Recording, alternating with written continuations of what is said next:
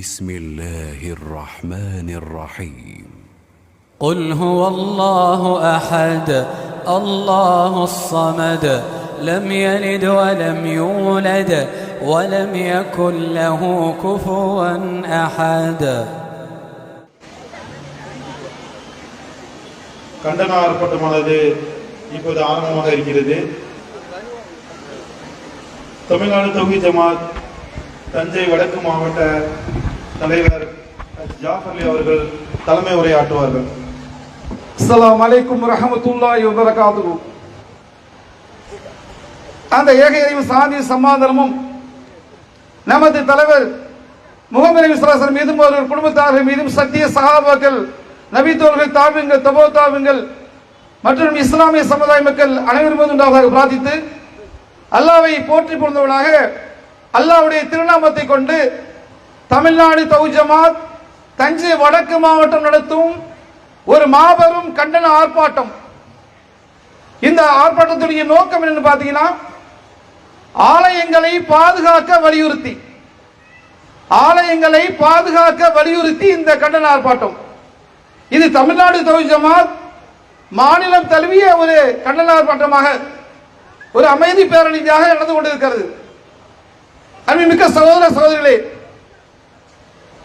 இந்த உலகத்தில் வாழக்கூடிய ஒவ்வொரு மனிதனும் அவருக்கென்று சுயமாக வாழ உரிமை இருக்கிறது. அப்படி ஜனநாயகத்தில் வாழக்கூடிய நாம் இந்தியாவில் நாம் எப்படி வாழ வேண்டும் என்று நமக்கு சட்டம் சொல்கிறது. மக்கள் அனைவருமே சுதந்திரமாக வாழ எல்லா வாய்ப்புகளும் இருக்கிறது. இந்த கண்டன ஆர்ப்பாட்டத்தின் முக்கிய நோக்கம் என்று பார்த்தீங்கன்னா, ஆலயங்கள், அது எந்த ஆலயங்களாக இருந்தாலும் சரி, குறிப்பாக பள்ளிவாசல்கள், இப்பொழுது ஆலயங்களிலே முக்கியமாக பள்ளிவாசல் பார்த்தீங்கன்னா அவ்வளவு பிரச்சனை இருக்கிறது. அது சம்பந்தமாக நம்முடைய மாநில மேலாண்மை குழுவினர் பேசுவாங்க. இப்ப என்ன செய்து பார்த்தீங்கன்னா, இவ்வளவு மக்கள் நம்ம இங்க திரண்டு இருக்கிறோம். இந்த திரண்ட நோக்கம் என்ன, நமக்கு எதற்காக திரண்டு இருக்கிறோம் அப்படின்னு பார்த்தீங்கன்னா, நம்முடைய ஹக்குக்காக நாம் திரண்டக்கூடிய நாம் அனைவருமே இவ்வளவு வெயிலையும் இவ்வளவு கஷ்டத்திலையும் பெண்களா இருக்கக்கூடிய நீங்க இவங்களை திரண்டு வந்திருக்கீங்கன்னா, இது அல்லாஹ்வுடைய பாதையில் தியாகம் செய்யக்கூடிய ஒரு மனப்பான்மையில. அது மட்டும் இல்ல, இதை விட பாலஸ்தீன் மக்கள் எவ்வளவு மக்கள் கஷ்டப்படுறாங்க உங்களுக்கு தெரியும். அவங்களுடைய சூழ்நிலை தெரியும். பசி பட்டின கிடக்கிறாங்க, கொன்று குவிக்கப்படுகிறார்கள், குழந்தை இழந்து நிற்கிறாங்க, தாய்மார்களை இழந்து நிற்கிறாங்க, தந்தைமார் இழந்து நிற்கிறாங்க. இவ்வளவு சூழ்நிலையும் அவர்கள் அவ்வளவு கஷ்டங்கள் துன்பங்கள் பசி பட்டியல் கிடக்கிறாங்க.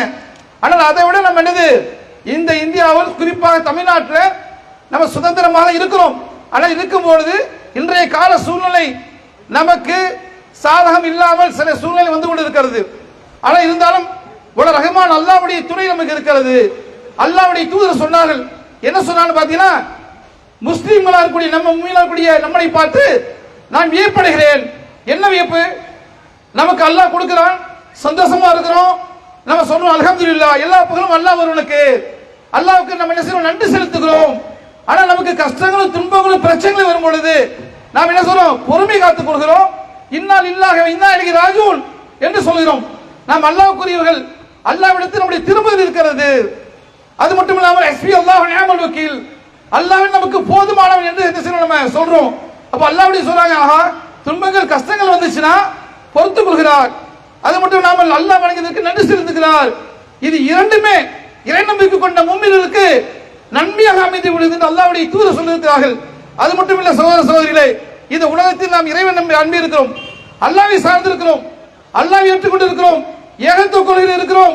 லா இலாஹ இல்லல்லாஹ், வணக்கத்துக்கு தகுதியானவன் அல்லாஹ், அல்லாஹ் ஒருவனை தவிர யாரும் கிடையாது என்று சொல்லக்கூடிய ஏகத்துவக்கூடிய நம்ம கண்டிப்பாக அல்லாஹ் நம்முடைய இருக்கிறான், அல்லாஹ் உதவி செய்வான். நாம் அல்லாஹ்வை சார்ந்து இருக்கிறோம். நாம் யாருக்கும் பயப்பட வேண்டிய அவசியம் இல்லை. நாம் அஞ்ச வேண்டியது யாருக்கு என்றால் அல்லாஹ்வுக்கு தான். அல்லாஹ்வுக்கு தான் கட்டுப்பட்டு வாழணும். அப்படிப்பட்ட மக்களை தான் இருக்கிறோம். நம்ம கண்டிப்பாக அல்லாஹ்வுடைய உதவி கண்டிப்பாக நமக்கு இருக்குது என்பதை அறிந்து கொள்ளுகிற சகோதர சகோதரிகளே. அது மட்டும் இல்லாமல் இன்றைக்கு நடக்கக்கூடிய இந்த மாபெரும் கண்டன ஆர்ப்பாட்டம் அமைதி பேரணியை தான் நாம் கேட்டிருந்தோம். அமைதி பேரணி தான் கேட்டிருந்தோம் நம்ம. ஆனா அல்லாஹ் என்ன செய்யறான், அமைதி பேர் என்னப்பா, ஒரு பெரிய கண்டனத்தை தெரிவிங்க, ஒரு கண்டன ஆர்ப்பாட்டமாக இருக்கட்டும் என்று அல்லாஹ் செய்யறான், அமைத்து கொடுத்திருக்கிறான். இது பெரிய விஷயங்க. எல்லா புகழும் அல்லாஹ் ஒருவனுக்கு. அது மட்டும் இல்லாமல் ஒவ்வொருவரும் நாம் இறைவனத்தில் கையேந்த வேண்டிய அவசியம் இருக்கிறது. மறுமைக்காக சொர்க்கத்திற்காக கையேந்தணும். அல்லாஹ்வுடைய உதவியோடு நாம் இந்த உலகத்தை என்ன செய்வோம்? ஏகத்துவ கொள்கையில வாழ்வோம், ஏகத்துவ கொள்கையில மரணிப்போம் இன்ஷா அல்லாஹ். அல்லாஹு அக்பர், அல்லாஹு அக்பர், அல்லாஹு அக்பர், அல்லாஹு அக்பர், அல்லாஹு அக்பர், அல்லாஹு அக்பர். நீதி வழங்கு, நீதி வழங்கு, நீதி வழங்கு, நீதி வழங்கு. சட்ட புத்தகத்தில் உள்ளபடி நீதி வழங்கு, நீதி வழங்கு. பொய்யை சொல்லி இடித்தானே, பாபர் பள்ளியை உடைத்தானே, அடுத்த குறியை வைப்பாயோ?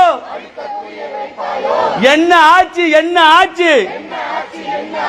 உச்ச நீதிமன்றமே என்ன ஆட்சி, என்ன ஆட்சி? வழிபாட்டு தலங்கள் மீது பாதுகாப்பு சட்டம் கரையானை தின்னாச்சோ, கரையானை தின்னாச்சோ. உச்ச நீதிமன்றமே கேட்கிறதா? காதுகளுக்கு கேட்கிறதா? கண்டிக்கின்றோம், கண்டிக்கின்றோம். கீழடையை ஆய்வு செய்ய, ஆதிச்சநல்லூரை ஆய்வு செய்ய, பூம்புகாரை ஆய்வு செய்ய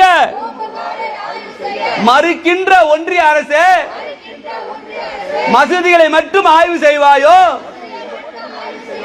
கண்டிக்கின்றோம், கண்டிக்கின்றோம். உயருதே, உயருதே, கேஸ் விலை உயருதே, பெட்ரோல் விலை உயருதே, டீசல் விலையும் உயருதே. குறைப்பதற்கு துப்பில்லை, குறைப்பதற்கு துப்பில்லை, குறைப்பதற்கு துப்பில்லை. மசூதிகளை அபகரிப்பாயோ? மசூதிகளை அபகரிப்பாயோ?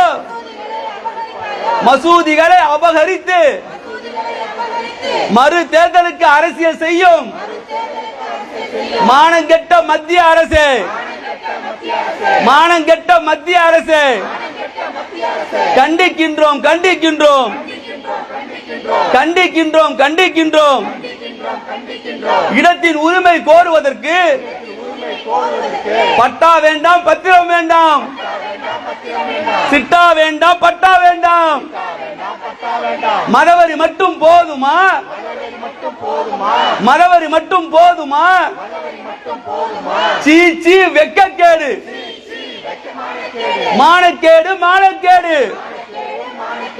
ஆட்சி செய்த கூட்டமடா,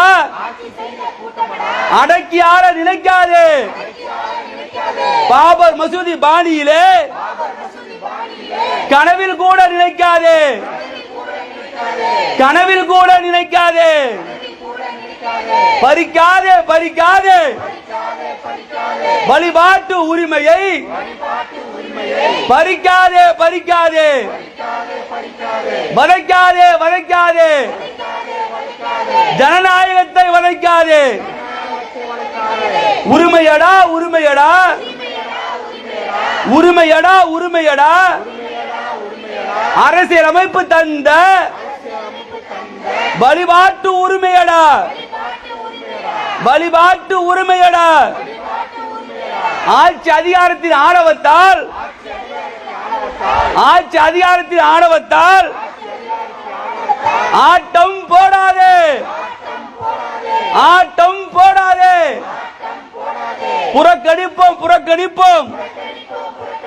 பாசிச கும்பலை, மதவெறி கும்பலை இடக்கையால் புறக்கணிப்போம்.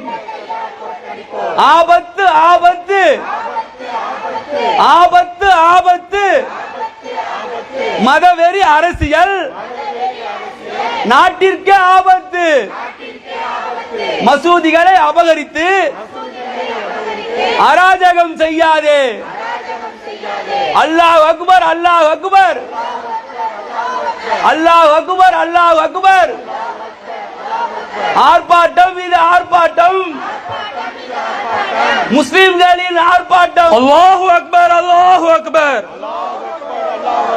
அல்லாஹு அக்பர், அல்லாஹு அக்பர். ஆர்ப்பாட்டம், இது ஆர்ப்பாட்டம், முஸ்லிம்களின் ஆர்ப்பாட்டம்.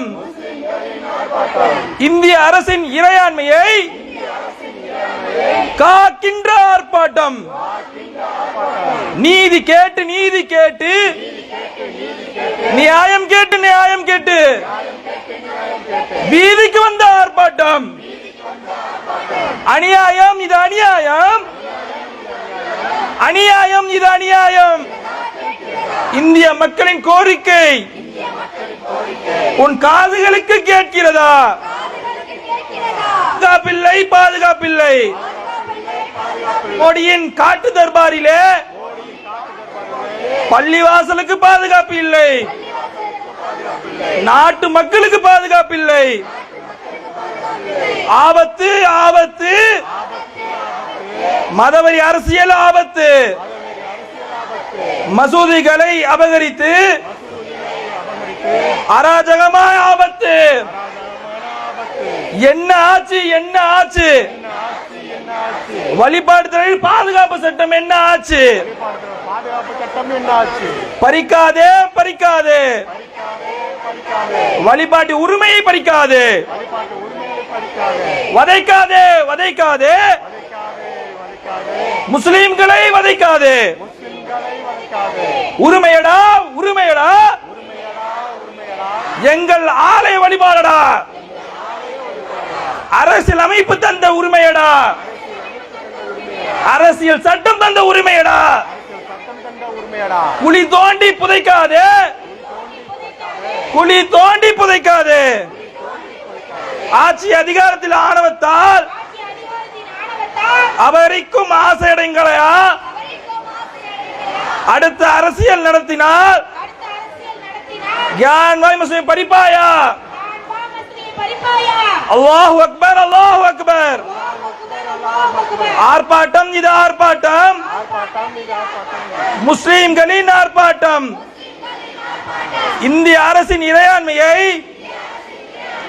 காக்கின்ற ஆர்ப்பாட்டம். நீதி கேட்டு, நியாயம் கேட்டு நீதிக்கு வந்த ஆர்ப்பாட்டம். அல்லாஹு அக்பர், அல்லாஹு அக்பர். ஆர்ப்பாட்டம், இது ஆர்ப்பாட்டம், முஸ்லிம்களின் ஆர்ப்பாட்டம், முஸ்லிம்களின் ஆர்ப்பாட்டம். இந்திய அரசின் இறையாண்மையை காக்கின்ற ஆர்ப்பாட்டம். நீதி கேட்டு, நியாயம் கேட்டு வீதிக்கு வந்த போராட்டம், வீதிக்கு வந்த போராட்டம். அநியாயம், இது அநியாயம். கியான் வாபி மசூதியை அராஜகமாய் அபகரித்தது ஏற்க முடியாத அநியாயம். கண்டிக்கிறோம், கண்டிக்கிறோம், கண்டிக்கிறோம், கண்டிக்கிறோம்.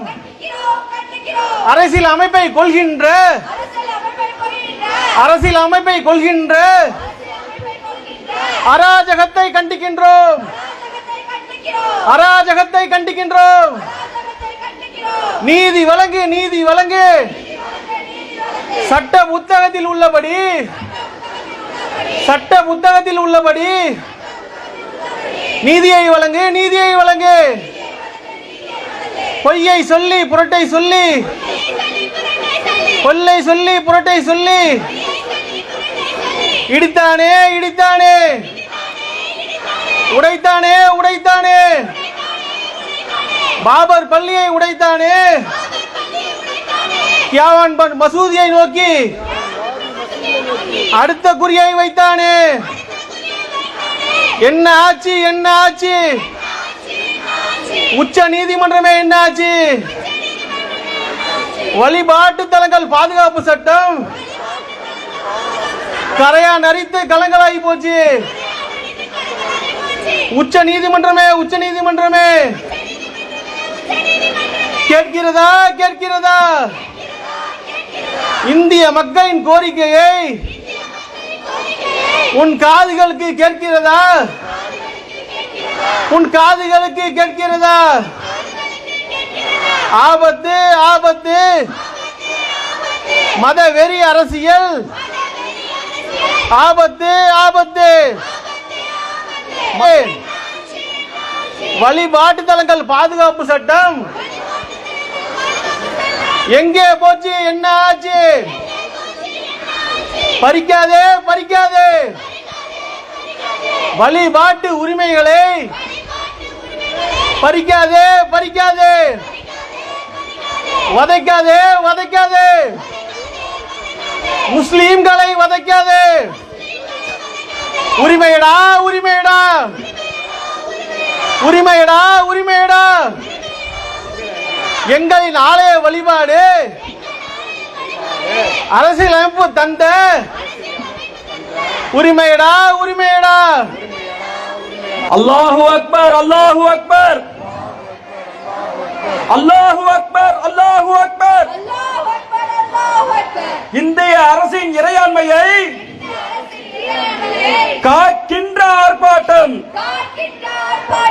நீதி கேட்டு நியாயம் கேட்டு, நீதி கேட்டு நியாயம் கேட்டு, நீதிக்கு வந்த போராட்டம், நீதிக்கு வந்த போராட்டம். அநியாயம் இது அநியாயம். கியான் வாபி மசூதியை, கியான் வாபி மசூதியை அராஜகமாய் அபகரித்தது, அராஜகமாய் அபகரித்தது. ஏற்க முடியாத அநியாயம், ஏற்க முடியாத அநியாயம். கண்டிக்கின்றோம் கண்டிக்கின்றோம் கண்டிக்கின்றோம் கண்டிக்கின்றோம். அரசியல் அமைப்பு சொல்கின்ற, அரசியல் அமைப்பை கொள்கின்ற அராஜகத்தை கண்டிக்கின்றோம், அராஜகத்தை கண்டிக்கின்றோம். நீதி வழங்கு நீதி வழங்கு, நீதி வழங்கு நீதி வழங்கு. சட்ட புத்தகத்தில் உள்ளபடி, சட்ட புத்தகத்தில் உள்ளபடி நீதி வழங்கு நீதி வழங்கு. பொய்யை சொல்லி இடித்தானே, பொய்யை சொல்லி இடித்தானே. பாபர் பள்ளியை உடைத்தானே, பாபர் பள்ளியை உடைத்தானே. கியான் வாபி மசூதி நோக்கி, கியான் வாபி மசூதி நோக்கி, கியான் வாபி மசூதி நோக்கி, கியான் வாபி மசூதி நோக்கி, கியான் வாபி மசூதி நோக்கி. கியான் வாபி மசூதி நோக்கி. அடுத்த குறி வைத்தானே, அடுத்த குறி வைத்தானே, அடுத்த குறி வைத்தானே. அடுத்த குறி வைத்தானே. கியான் வாபி மசூதி நோக்கி, கியான் வாபி மசூதி நோக்கி. அடுத்த குறி வைத்தானே. அடுத்த குறி வைத்தானே. கேட்கிறதா கேட்கிறதா கேட்கிறதா கேட்கிறதா கேட்கிறதா கேட்கிறதா. கேட்கிறதா கேட்கிறதா. இந்திய மக்களின் கோரிக்கை, இந்திய மக்களின் கோரிக்கை, இந்திய மக்களின் கோரிக்கை இந்திய மக்களின் கோரிக்கை உன் காதுகளுக்கு கேட்கிறதா, உன் காதுகளுக்கு கேட்கிறதா, உன் காதுகளுக்கு கேட்கிறதா. உன் காதுகளுக்கு கேட்கிறதா.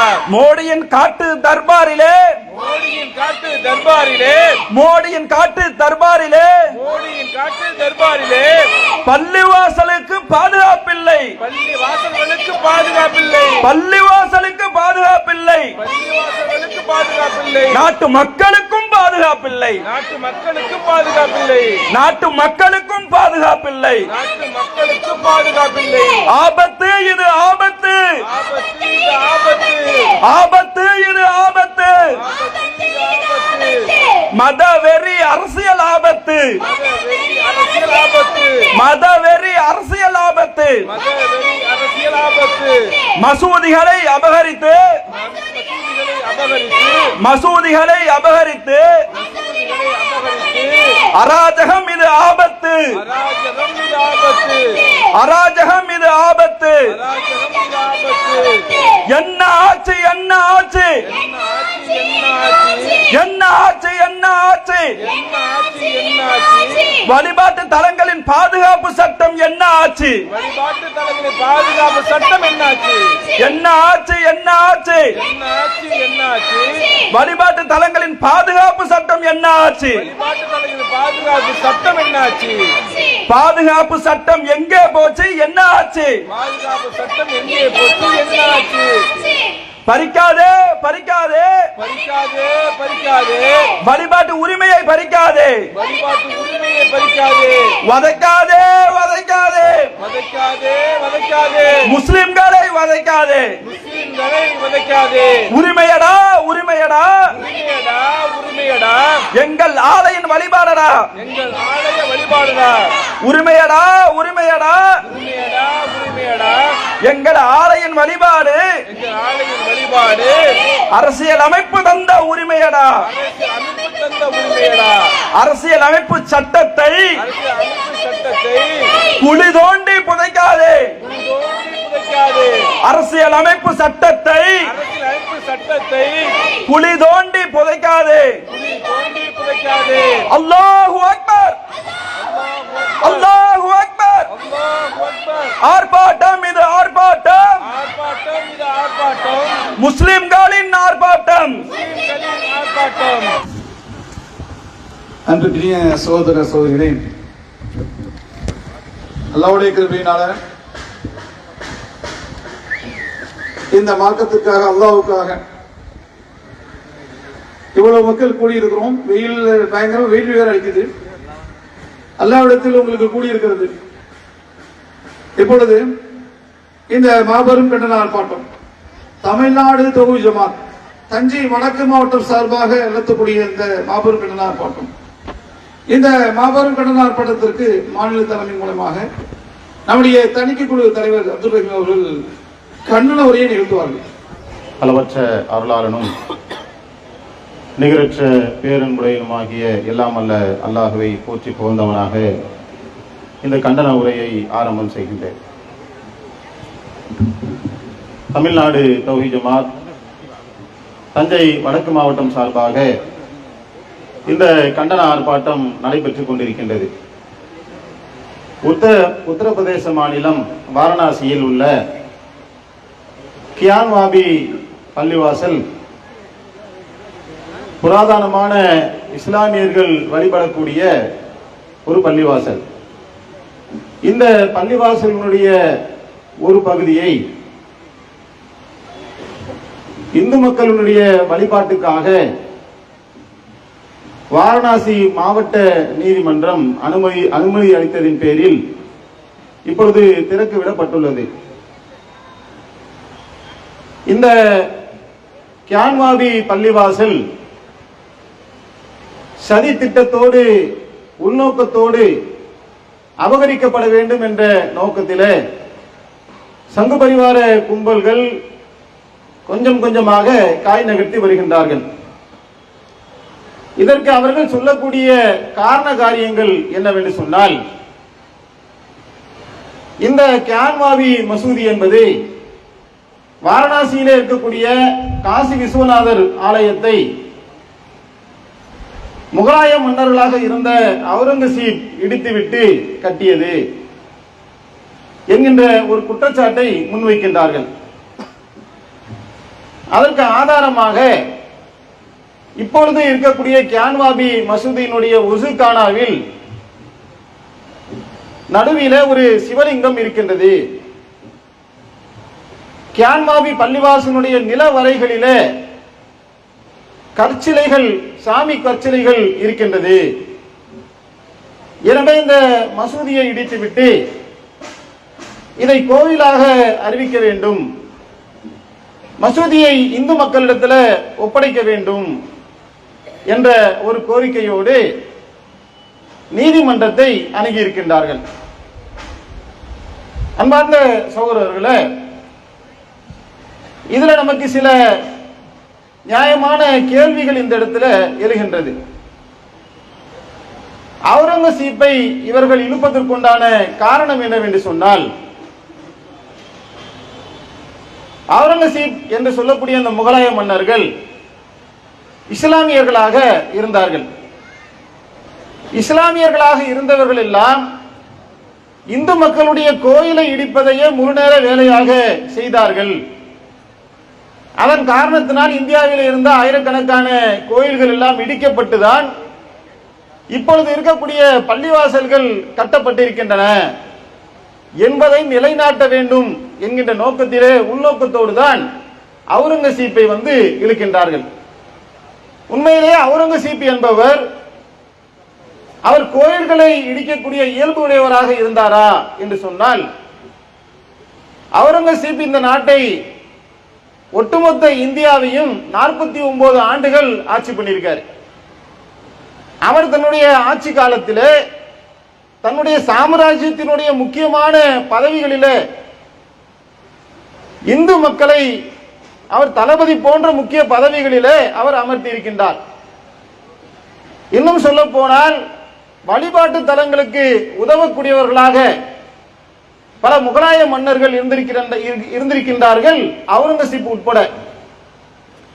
அப்ப இந்த காசி விஸ்வநாதர் ஆலயத்துக்கும் அவுரங்கசீப்புக்கும் என்ன சம்பந்தம் என்று சொன்னால், அவுரங்கசீப் அவர்கள் உத்தரப்பிரதேசம் வழியாக சென்று கொண்டிருக்கக்கூடிய காலகட்டத்தில் ஒரு இந்து சமுதாயத்தை சேர்ந்த குழு அவுரங்கசீப் அவர்களை சந்திக்கின்றது. சந்தித்து அன்றைய காலகட்டத்தில் காசி விஸ்வநாதர் ஆலயத்தில் அத்துமீறி உள்ளே நுழைந்து ஒரு பெண்ணை கோவில் கருவறைக்குள்ளே வைத்து ஒரு கூட்டம் கற்பழிக்கின்றார்கள். இப்படி கற்பழித்த காரணத்தினால் அந்த கோயிலுடைய புனிதம் கெட்டுவிட்டது. எனவே மன்னராகிய நீங்கள் இந்த கோவிலை இடித்துவிட்டு எங்களுக்கு இன்னொரு இடத்துல கோவிலை கட்டித்தர வேண்டும் என்று அங்கே வாழ்ந்த இந்து மக்கள் அவுரங்கசீப் மன்னரிடத்தில் கோரிக்கை வைக்கின்றார்.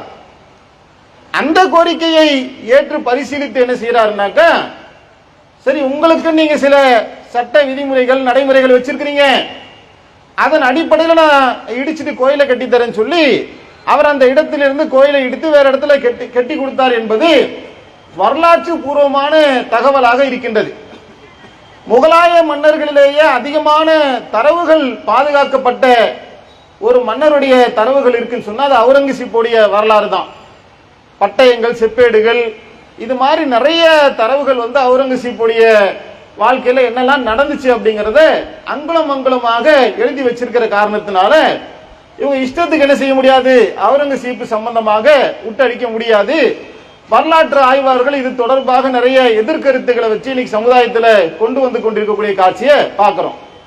அப்ப அவுரங்கசீப்பை திட்டமிட்டு ஒரு இந்து வெறியராக கோயில்களை இடிக்கக்கூடியவராக கட்டமைத்து இஸ்லாமியர்கள் இந்துக்களுக்கு எதிரானவர்கள் என்று இவர்கள் செய்யக்கூடியது ஒரு திட்டமிட்ட அப்பட்டமான ஒரு பொய் பரப்புரை என்பதை நாட்டு மக்களுக்கு நாம் வெளிச்சம் போட்டு காட்ட கடமைப்பட்டிருக்கின்றோம்.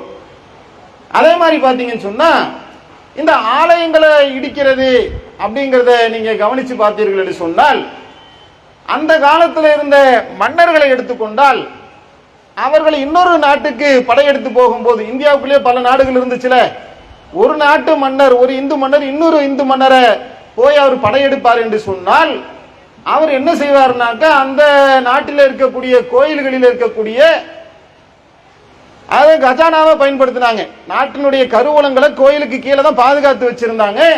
அந்த கஜானாக்களை கொள்ளையடிக்கக்கூடிய ஒரு வேலையை அந்த காலத்தில் வாழ்ந்த மன்னர்கள் ஒரு நடைமுறையா வச்சிருந்தாங்க.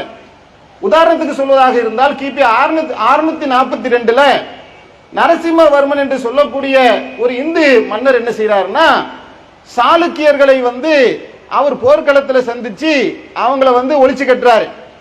ஒழிச்சு கட்டுறதோடு மட்டும் இல்லாம சாளுக்கியர்களுடைய கோயில்களை அவர் கைப்பற்றி இந்து கோயில்களாக ஆக்கினார் அப்படிங்கறத வரலாற்றுல நம்மால பார்க்க முடியுது. அதே மாதிரி இந்தியா பாகிஸ்தான் பிரிவினை நடந்ததுல பாகிஸ்தானுக்கு போகக்கூடிய முஸ்லிம்கள் கொஞ்சம் பேர் போனாங்க. பாகிஸ்தான்ல இருந்து இந்துக்கள் இடம்பெயர்ந்து இந்தியாவிற்கு வந்தார்கள். அது ஒரு மிகப்பெரிய இரத்த வரலாறு. அப்படி இந்தியாவில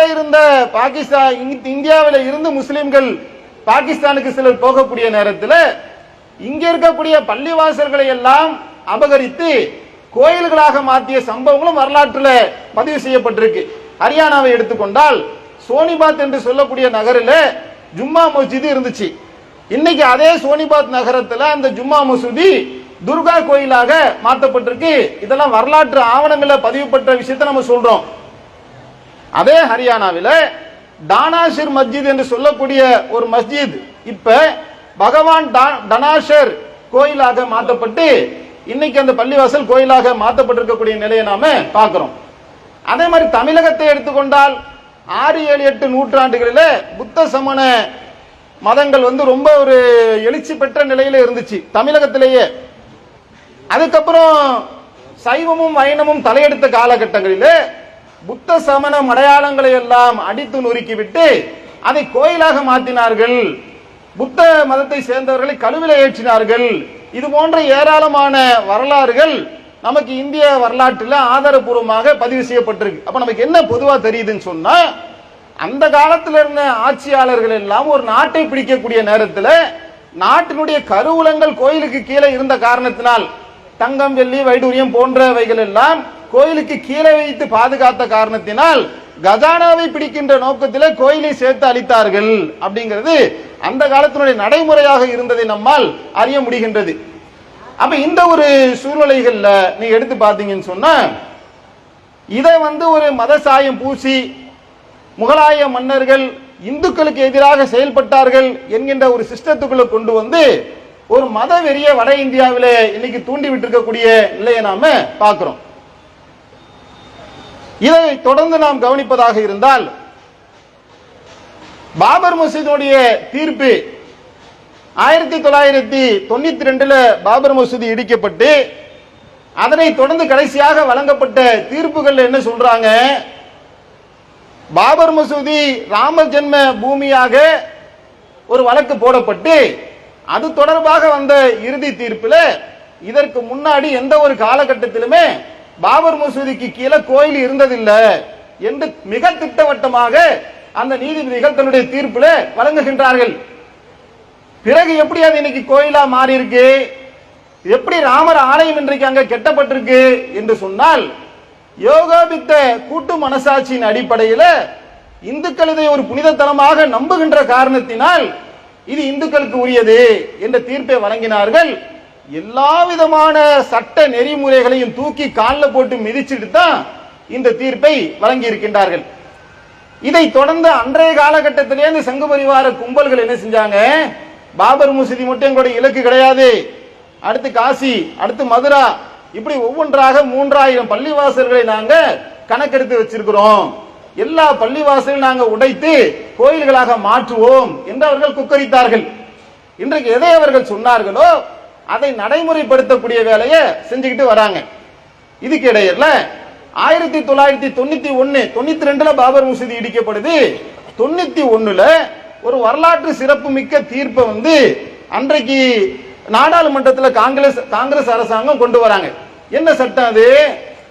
வழிபாட்டு தலங்கள் பாதுகாப்பு சட்டம் அப்படின்ற ஒரு சட்டத்தை கொண்டு வராங்க. இந்த சட்டம் என்ன சொல்லுது? 1947 ஆகஸ்ட் 15 இந்தியா சுதந்திரம் அடைவதற்கு முன்னால் இந்த நாட்டில் எதெல்லாம் வழிபாட்டு தலங்களாக இருக்குதோ, கோவிலாக, மசூதியாக, சர்ச்சாக எதெல்லாம் இருக்குதோ அதெல்லாம் அதே நிலையிலே நீடிக்கணும். இது ஏன் கோயில், இது ஏன் மசூதி, இது ஏன் சர்ச்சு என்று யாரும் எந்த ஒரு வழிபாட்டுக்கும் அவங்க கோரிக்கை வைக்க கூடாது. அப்படி வைக்கிறது வழிபாட்டு தல பாதுகாப்பு சட்டத்துக்கு எதிரானது, பாபர் மசூதியை தவிர. இது ஒண்ணு முன்னாடியே வழக்குக்கு வந்துட்டதுனால இதை தவிர வேற எந்த ஒரு ஆலயத்துக்கும் இந்த ஒரு சட்டம் பொருந்தாது என்று என்ன செய்யறாங்க? ஒரு வரலாற்று சிறப்பு மிக்க ஒரு தீர்ப்பை வழங்குகின்றார்கள். அப்ப பாபர் மசூதி இடிப்பு தொடர்பாக தீர்ப்பை வழங்கிய நீதிபதிகள் கூட என்ன சொல்றாங்கன்னா, இந்த வழிபாட்டு தல பாதுகாப்பு சட்டம் என்பது ஒரு நாட்டிலே ஒரு கலவர சூழல்களை தடுக்கக்கூடிய மிக ஒரு அற்புதமான சட்டமாக இருக்கின்றது என்கின்ற ஒரு பாராட்டையும் தெரிவித்து உச்ச நீதிமன்ற நீதிபதிகள் சொல்லியிருந்தார்கள். அப்ப இந்த நிலையில என்ன செய்யறாங்கன்னா, அந்த சட்டத்தை எல்லாம் மீறக்கூடிய வகையில இன்றைக்கு கியான்வாபி பள்ளிவாசலினுடைய ஒரு பகுதியில் அங்க ஒலு செய்யறதுக்காக ஒரு நீரூற்று மாதிரி வச்சிருப்பாங்கல்ல, அந்த நீரூற்றை பிடிச்சுக்கிட்டு இதுதான் சிவலிங்கம் என்று சொல்லி ஒரு 5 பெண்கள் சேர்ந்து வழக்கு போடுறாங்க. அது தொடர்பாக தொல்லியல் துறைக்கு விசாரணைக்கு இடப்பட்டு கடைசியில அது வழிபாட்டுக்காக இன்னைக்கு திறந்து விடப்பட்டிருக்குது. இந்த மிகப்பெரிய அநியாயத்தை கண்டித்துதான் இன்றைக்கு நாம இந்த ஆர்ப்பாட்டத்தை தமிழகம் முழுவதும் நாம நடத்தி கொண்டு வருகின்றோம். இப்ப இந்த மதுரால இந்த நிலைமைன்னு சொன்னா இப்ப காசியில ஏற்பட்டிருக்கக்கூடிய இதே நிலைமை மதுராக்கு வரும், அடுத்து ஒவ்வொரு ஊருக்கும் போகும், தமிழகத்துக்கும் வரும். இதை அவர்கள் விடக்கூடிய நிலைமையிலே இல்லை. ஒட்டுமொத்த இந்தியாவிலுமே மத கலவரத்தை உண்டு பண்ண வேண்டும் என்ற நோக்கில திட்டமிட்டு சங்க பரிவார கும்பல்கள் அவர்கள் களம் அமைத்து வரக்கூடிய காட்சி நாம பார்க்கிறோம். இப்ப நாட்டில் நடந்து கொண்டிருக்கக்கூடிய யதார்த்த நிலை என்ன? ஒரு இந்திய குடிமகனாக இருந்து இந்த நாட்டை நேசிக்கின்ற ஒருவனாக இருந்து நான் பார்த்தேன் என்று சொன்னால், ஜாதி மதங்களை எல்லாம் கடந்து நான் இந்தியாவை நேசிக்கக்கூடிய ஒரு குடிமகனாக பார்க்கக்கூடிய நேரத்தில் இந்த இந்தியாவில் எனக்கு என்னெல்லாம் தெரியுது? நாட்டுடைய பொருளாதாரம் அதல பாதாளத்தில் விழுந்து கிடக்குது. ஜிடிபின்னு சொல்லுவாங்கல்ல, பொருளாதாரத்தை கணக்கிடக்கூடிய அந்த ஜிடிபியில முன்னாடி நரசிம்மராவுடைய காலகட்டத்தில், மன்மோகன் சிங்குடைய காலகட்டத்தில் இருந்ததை விட பல மடங்கு பொருளாதாரம் சரிஞ்சு கிடக்கு. வட்டி கட்டி கட்டியே இந்திய பொருளாதாரம் நாசமாகிட்டு இருக்கு. ஆளுகின்ற மத்திய அரசாங்கம் கொண்டு வந்த ஜிஎஸ்டியின் மூலமாக திருப்பூர் போன்ற தொழில் நிறுவனங்கள் எல்லாம் நலிவடைஞ்சு சிறு குறு நிறுவனங்கள் இந்தியா முழுவதும் லட்சக்கணக்கான நிறுவனங்கள் மூடப்பட்டிருக்கு. தவறான விவசாய கொள்கையின் காரணத்தினால் ஒரு பக்கம் விவசாயம் அழிந்து கொண்டு வருது. கல்வியில சரியான முறையில் கல்வி விழிப்புணர்வு இல்லாம வட இந்தியாவில் நீங்க எடுத்து பாத்தீங்கன்னு சொன்னா கல்வி அறிவு பெற்றோருடைய எண்ணிக்கை குறைஞ்சுக்கிட்டே வருது. படிச்சவங்களுக்கு வேலை வாய்ப்பு இல்ல. வறுமை கோட்டுக்கு கீழே 40% மேற்பட்ட மக்கள் இன்னும் இந்த நாட்டில் தள்ளாடி கொண்டிருக்கிறாங்க. நாடெங்கிலும் பாத்தீங்கன்னு சொன்னா சாராயம் போதை, கல்லூரி மாணவர்கள் போதையில சிக்கி சின்ன பின்னமாகி கொண்டிருக்கின்றார்கள். நடுத்தர வர்க்க மக்கள் சாராயத்தில் மூழ்கி பல பெண்கள் தாலி எடுத்துக் கொண்டு நிற்கின்றார்கள், விதவைகளாக மாறுகின்றார்கள், நோயாளிகளாக மாறுறாங்க. திருட்டு, கொலை, கொள்ள, கற்பழிப்பு நாளுக்கு நாள் என்ன செய்து அதிகமாயிட்டே போகுது. ஒட்டுமொத்தமாக உலகத்திலேயே பெண்களுக்கு பாதுகாப்பு இல்லாத நாடுகளுடைய பட்டியலிலே இந்தியா முக்கியமான டாப் 10 லிஸ்ட்ல இருக்குது. இதான் இந்தியாவுடைய நிலைமை. இப்ப இந்தியாவுடைய நிலைமை இவ்வளவு மோசமாக இருந்து கொண்டிருக்கின்றது என்று சொன்னால், நான் இந்த நாட்டினுடைய ஆட்சியாளர்களை பார்த்து வந்து கேட்கிறேன், ஏன்பா நீங்க ஆட்சிக்கு வரும்போது என்ன சொல்லி வந்தீங்க?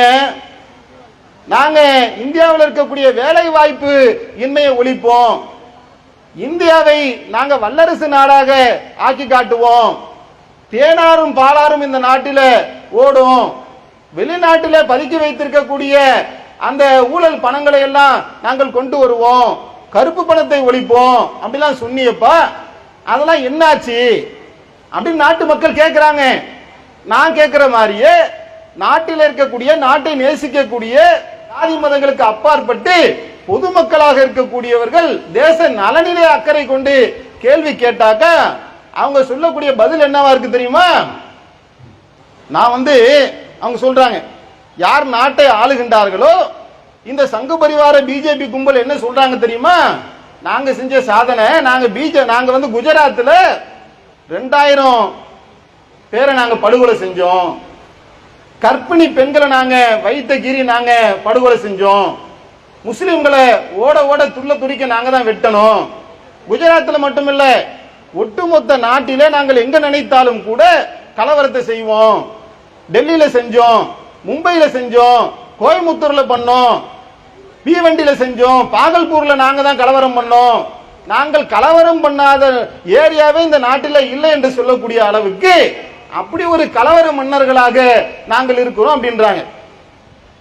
என்னடா இந்த நாட்டுக்காக என்ன செஞ்சேன்னு கேட்டா கலவரம் பண்ணேன்னு சொல்ற. அடுத்து அந்த கலவரம் செஞ்சு கற்பழிச்சான குற்றவாளிகளை அவங்களை என்ன செய்யற, நீதிமன்ற காவல்ல இருந்து அவங்களை விடுதலை பண்ணி அழக நைசா வெளியே அனுப்புற.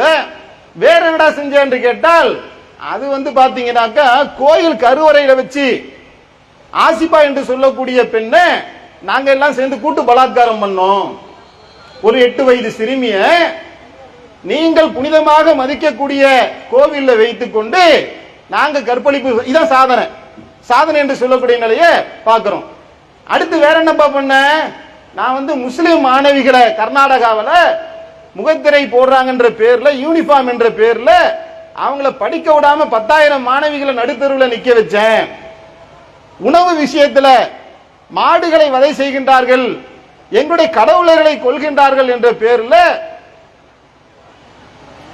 ஜெய் ஸ்ரீராம் என்ற கோஷத்தோடு ரோட்ல நின்று ஆட்டுக்கறியை கொண்டு போனா கூட இவன் மாட்டுக்கறியை கொண்டு போறான்னு சொல்லி அடித்தே கொன்றேன். அகலாக் போன்றவர்கள் நாங்க படுகொலை பண்ணோம். இதற்காக போராடினார்கள் என்று சொன்னால் புல்டோசரை வச்சு முஸ்லிம்களுடைய வீடுகளை இடிப்போம். இப்ப நம்ம ஆர்ப்பாட்டத்துக்கு வந்திருக்கோம்ல, நம்ம வீட்டுக்கு போறதுக்குள்ள வீட்டை இடிச்சிருவான். வட இந்தியாவில் இன்னைக்கு அதான் நிலைமை. யாரெல்லாம் போராடுகின்றார்களோ அவர்களை புல்டோசரை வைத்து வீட்டை நாங்கள் இடிப்போம், கும்பல் கும்பலாக கூடி படுகொலை செய்வோம். அந்த படுகொலைய வீடியோ எடுத்து நாங்களே சோசியல் மீடியாவில் பேஸ்புக்ல போடுவோம், யூடியூப்ல போடுவோம். சிஏஏ என்ஆர்சி சட்டங்கள் மூலமாக இந்திய மக்களை, இந்த நாட்டிலே முஸ்லிம்களை இந்த நாட்டை விட்டு நாங்கள் அகதிகளாக ஆக்க திட்டமிட்டிருக்கோம். மொத்தத்துக்கு நாங்கள் முஸ்லிம்களை இந்த நாட்டிலே ஒழித்து கட்டி விடுவோம் அப்படின்றாங்க. இப்ப நான் என்ன கேட்கிறேன்னு சொன்னா, ஒரு இந்திய குடிமகனாக இருந்து இந்த நாட்டினுடைய வளர்ச்சிக்கு நீங்க என்ன பண்ணீங்க என்று கேட்டால், முஸ்லிம்களை அடிச்சேன், உதைச்சேன், அவங்கள நான் முத்தலாக் தடை சட்டத்தை கொண்டு வந்தேன், பாபர் மசூதி பள்ளிவாசல் இடிச்சேன், கேன்மாபி மசூதியை இடிக்க போனேன், இதுதான் நீ செய்யக்கூடிய சாதனையா என்று பார்த்து ஆச்சரியப்பட்டு விட்டு, அப்ப உன்னுடைய நோக்கம் வேறமாக இருக்குது. நாட்டை வல்லரசு நாடாக ஆக்க வேண்டும் என்கின்ற நோக்கம் இல்லாம உனக்கு வேற ஒரு அஜெண்டா, வேற ஒரு நோக்கம் இருக்கு அப்படிங்கறத தெரிந்து கொள்ள முடியுது. அப்ப இந்த சங்கு பரிவார கும்பல்கள்ட்ட இன்னைக்கு நாடு மாட்டிக்கொண்டு சிக்கி சீரழிகின்றது என்று சொன்னால், இவருடைய நோக்கம் என்ன, இவருடைய திட்டம் என்ன என்று உள்ளக்க நாம ஆழ்ந்து கவனித்து பார்த்தோம் என்று சொன்னால், இவர்கள் இந்த நாட்டை இந்து நாடாக ஆக்க வேண்டும், இந்து ராஷ்டிரத்தை நாங்கள் அமைக்க போகின்றோம் என்று சொல்லுகின்றார்கள். என்ன இந்து ராஷ்டிரம்? இந்த இந்து ராஷ்டிரத்தின் மூலமாக இவர்கள் என்ன சொல்ல வருகின்றார்கள்? இந்து ராஷ்டிரத்தை அமைக்க போகின்றோம் என்று சொன்னால் அதனால என்ன லாபம்? இந்து மக்கள் சந்தோஷப்பட்டுக்கலாமா? பாய்கள் எல்லாம் வெளியேற்றிட்டாங்கன்னு சொன்னா, அப்ப இந்து ராஷ்டிரத்தின் மூலமாக நாம எல்லாம் இந்த நாட்டில் நல்லா இருக்கலாம் என்று நாம எல்லாம் சேர்ந்து கனவு கொன்ற கூடாது. இந்து ராஷ்டிரம் என்று சொன்னால் அது யாருக்கான நாடாக இருக்கும்? உயர் ஜாதி இந்துக்கள் என்று அறியப்படக்கூடிய அவர்கள் மட்டும் இந்த நாட்டில் ஆளுகின்ற வர்க்கமாக இருப்பார்கள். இன்றைக்கு முதல் கட்டமாக முஸ்லிம்களை அழித்தொழிக்க வேண்டும் என்ற அஜெண்டாவை முதல்ல எடுத்திருக்கிறாங்க. நான் சொல்றது கதையோ கற்பனையோ இல்ல. சென்னைக்கு பக்கத்தில் இருக்கக்கூடிய தாம்பரத்தில் பிரவீன் தொக்காடியா, அன்றைய காலத்தில் இந்து மகா சபையினுடைய தலைவராக இருந்த பிரவீன் தொக்காடியா ஒரு மீட்டிங்ல பேசி, இன்னைக்கு வரைக்கும் ஆதாரம் இருக்கு. அதுல பிரவீன் தொக்காடியா என்ன பேசுறாரு? சூலாயுதத்தை காட்டுறாரு. சூலாயுதத்தில் 3 முனைகள் இருக்கும். ஒரு முனை முஸ்லிம்களுக்கு உரியது, ஒரு முனை கிறிஸ்தவர்களுக்கு உரியது, ஒரு முனை தலித்துகளுக்கு உரியது. இந்த 3 முனைகளால் இவர்களை நாம் கொன்றொழிக்க வேண்டும், இதன் மூலமாகத்தான் இந்து ராஷ்டிரத்தை அமைக்க முடியும் என்ற சித்தாந்தத்துக்குள்ள ஆரம்பத்தில் வந்தாங்க. ஆனால் இந்த சித்தாந்தத்தின் மூலமாக அவர்களுக்கு ஓட்டு கிடைக்கல. முஸ்லிம்கள், கிறிஸ்துவர்கள், தலித்துகள் தான் இந்த நாட்டில் 50% மேல இருக்கிறோம். அப்ப அவங்களால என்ன செய்ய முடியல, அரசியலை ஜெயிக்க முடியல என்ற ஒரு சூழல் வந்தவுடனே அப்ப அதை அப்படியே கொஞ்சமா டைலூட் பண்ணிட்டு முஸ்லிம்களை கொன்று குவிப்பதைத்தான் தன்னுடைய சித்தாந்தமாக இன்றைக்கு கையில முதல் கட்டமா வச்சிருக்கிறாங்க. அடுத்தடுத்து கொஞ்சம் கொஞ்சமா கிறிஸ்துவர்கள், அப்படியே தாழ்த்தப்பட்ட இந்துக்கள் என்று தங்களுடைய அஜெண்டாவை அவர்கள் விரிவுபடுத்துவார்கள். இதைத்தான் அவங்க என்ன செய்றாங்க, இந்து ராஷ்டிரா என்ற பெயரில் அவர்கள் கொண்டு வரக்கூடிய காட்சியை நாம பார்க்கிறோம். அன்பார்ந்த சகோதரர்களே, நீங்க யோசிச்சு பாருங்க, இவர்கள் சொல்லக்கூடிய இந்த செயல் திட்டம் அமலுக்கு வந்துச்சுன்னு சொன்னா என்ன மாதிரியான சூழல் எதிர்காலத்தில் அமையும்? ஏற்கனவே தமிழகத்தில் என்ன சூழல் இருந்த, இந்தியா முழுவதும் விட்டுருங்க, தமிழகத்தை எடுத்துக்கொண்டால் என்ன நிலைமை இருந்தது? இந்தியா சுதந்திரம் அடைவதற்கு முன்னால் ஒரு தெருவில் தாழ்த்தப்பட்ட இந்து மக்கள் நடந்து போக முடியாது. உயர் ஜாதி மக்கள் எந்த தெருவில் இருக்கிறாங்களோ அந்த தெருவில் நடந்து போகுவதற்கு கூட அனுமதி கிடையாது. குளத்துல, பொது குளத்துல தண்ணீர் குடிப்பதற்கு அனுமதி கிடையாது. தோல்ல துண்டு போட முடியாது. என் அருமை தாழ்த்தப்பட்ட இந்து சமுதாய மக்கள் மார்பில் அவங்க ஜாக்கெட் போட முடியாது. ஜாக்கெட் போட வேண்டும் என்று சொன்னால், தோல் சீலை அணைய வேண்டும் என்று சொன்னால் முளைவரி என்கின்ற ஒன்றை அவங்க கட்டணும். இதெல்லாம் வச்சிருந்தானுங்க சட்டமா. ஒரு பாப்பா என்ன தப்பு செஞ்சாலும் அவனுக்கு தண்டனை இல்லை சட்டத்துல. இதெல்லாம் ஒரு சட்டமா? ஒரு கணவன் இறந்து விட்டால் உடனடியாக பெண் என்ன செய்யணும்? உடன்கட்டை ஏற வேண்டும். இப்படியெல்லாம் மோசமான கொடுமையான சட்டங்களை எழுதி வைத்திருந்தார்கள். தலித்துகள் என்பவர்கள் தாழ்த்தப்பட்டவர்கள். அவர்கள் காலம் முழுதும் சூத்திரர்களாக இருந்து கொண்டு அவர்கள் பிராமணர்களுக்கு பணிவிடை செய்ய வேண்டும். இதுதான் அவருடைய சட்டங்களாக எடுத்து வைத்திருந்த நிலையை நாம பார்க்கிறோம். அதே கற்காலத்துக்கு நம்மளை அழைச்சிட்டு போகக்கூடிய வேலையைத்தான் இன்றைக்கு அவர்கள் செய்து வருகின்றார்கள். இன்னைக்கு பாருங்க, ஜனாதிபதி ரேஞ்சுக்கு முர்மு அவர்கள் இருக்கிறாங்க, நாட்டினுடைய முதல் குடிமகள். அவங்க நிலைமை என்ன? பாராளுமன்றத்தை கட்டி உள்ளக்க போனாங்களே, முர்மு உள்ளக்க போக முடிஞ்சதா? போக முடியல. காரணம் என்ன? சனாதனத்தின் அடிப்படையில், இந்து தர்மத்தின் அடிப்படையில் நீ ஒரு தாழ்த்தப்பட்ட பெண். நாட்டுக்கே ஜனாதிபதியாக இருந்தாலும் முதல் குடிமகனாக இருந்தாலும் தாழ்த்தப்பட்ட வகுப்பை சேர்ந்த காரணத்தினால் நாடாளுமன்றத்துக்குள்ள நுழைவதற்கு அனுமதி கிடையாது. இதைத்தான் கொண்டு வர போறாங்க. இந்து ராஷ்டிரத்தை அமைப்போம் என்று சொன்னால் இதுதான் அவர்களுடைய திட்டமாக இருக்கின்றது. நாட்டில் இருக்கக்கூடிய எந்த ஒரு சட்ட நெறிமுறைகளையும் அவர்கள் மதிப்பதற்கு தயாராக இல்லை. இப்ப 1991 இருந்து இயற்றப்பட்ட பள்ளி வழிபாட்டு தலங்கள் பாதுகாப்பு சட்டத்தை மதிக்கிறாங்களா? அதையெல்லாம் காலில் தூக்கி போட்டு மிதிச்சிட்டு மாவட்ட நீதிமன்றங்கள், வாரணாசி மாவட்ட நீதிமன்றம் அனுமதி கொடுக்குது. இதை எதிர்த்து அப்பீலுக்காக ஸ்டே வாங்குறதுக்காக அலகாபாத் உயர் நீதிமன்றத்துக்கு போனா ஸ்டே கொடுக்கிறதுக்கு ஹைகோர்ட் மறுக்கிறான். உச்ச நீதிமன்றம் என்ன செய்யுது? நாட்டிலே வாழக்கூடிய ஒரு குடிமகன் அவன் எந்த மதத்தை சார்ந்தவனாக இருந்தாலும் தனக்கு ஒரு அநீதி இழைக்கப்படுகின்றது என்று சொன்னால் அதற்காக நீதி கேட்டு கடைசியாக போகக்கூடிய புகலிடம்தான் நீதிமன்றங்கள். அந்த நீதிமன்றத்துக்கு ஏற்கனவே உரிய சட்டங்கள் எல்லாம் இருந்தாலும் கூட வழிபாட்டு தலங்கள் பாதுகாக்கப்பட வேண்டும் என்று மிக தெள்ள தெளிவாக சொல்லப்பட்டிருந்தாலும் கூட எல்லா நெறிமுறைகளையுமே காலில் தூக்கி போட்டு மிதித்து விட்டு இன்றைக்கு வழிபாட்டுக்கு திறந்து விட்டிருக்கின்றார்கள் என்று சொன்னால், அப்ப இந்த நாட்டில் உரிய முறையில நியாயம் கேட்டு கோர்ட்டுக்கு போனால் நியாயம் கிடைக்குமா? கிடைக்கவே கிடைக்காது என்பதை பாபர் மசூதியுடைய தீர்ப்பு சொல்லிடுச்சு. இன்னைக்கு அதை தொடர்ந்து என்ன செய்யறாங்க? கியான்வாபி மசூதியுடைய விஷயத்தில் ஆளுகின்ற அரசும் நீதிமன்றங்களும் மிகப்பெரிய அநீதியை இஸ்லாமிய சமுதாயத்துக்கு இழைக்கக்கூடிய காட்சியை நாம பார்க்கிறோம். அப்ப இந்த நிலை நீடிக்கும் என்று சொன்னால் முஸ்லிம்கள் என்ன நிலைப்பாட்டை எடுக்க வேண்டியிருக்கும்? நம்முடைய கரத்தை கொண்டு நாமே பாதுகாக்கக்கூடிய நிலையை நாம் அடைவோம். வட இந்தியாவில் காட்டக்கூடிய பூச்சாண்டிகளை தமிழகத்தினுடைய பள்ளிவாசலுக்கு நீங்கள் காட்டுவீர்கள் என்று சொன்னால் உரிய முறையில தக்க முறையில பதிலடியை கொடுப்போம். ஏன் நம்பி நம்பி நம்பி வட இந்தியாவில் சட்ட ரீதியாக, நியாய ரீதியாக, தர்ம ரீதியாக எல்லாத்தையும் செஞ்சு பார்த்துட்டாங்க. எந்த ஒரு நெறிமுறைகளையுமே மதிக்க தயார் இல்லை. பள்ளிவாசலை இடித்து விட்டால் இஸ்லாத்தை அழிச்சு விட முடியுமா? பள்ளிவாசல் என்பது வழிபாட்டு தலம். ஆனால் இஸ்லாம் என்பது எங்களுடைய உள்ளங்களிலே வாழ்ந்து கொண்டிருக்கின்றது. எங்களுக்கு உண்டான வாய்ப்பும் வசதியும் இறைவன் ஏற்படுத்தி தருவான் என்று சொன்னால் இந்த தமிழகத்திலே எங்களுடைய வழிபாட்டு தலங்களிலே நீங்கள் கை வைப்பீர்கள் என்று சொன்னால், அதற்கான சின்ன ஒரு முயற்சி எடுப்பீர்கள் என்று சொன்னால் அதற்காக உயிரை கொடுக்கவும் நாங்கள் தயாராக இருப்போம். உயிர் என்பது உங்களுக்கு வேணா பெருசா இருக்கலாம். நீங்கள் வாழ்வதற்காகவே இந்த உலகத்தில் இருக்கிறீங்க, சாகுவதற்காகவே இந்த உலகத்தில் வாழ்ந்து கொண்டிருக்கக்கூடிய ஒரு சமுதாயம் இது. மரணத்தை முத்தமிட்டு கொண்டிருக்கக்கூடிய சமுதாயம் இது.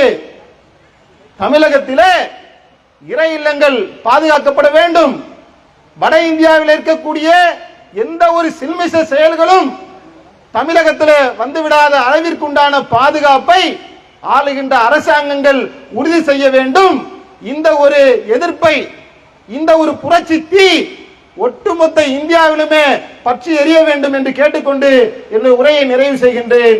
வாய்ப்பளித்த அல்லாஹ்வுக்கே எல்லா புகழும் உண்டாகட்டுமாக. بسم الله الرحمن الرحيم.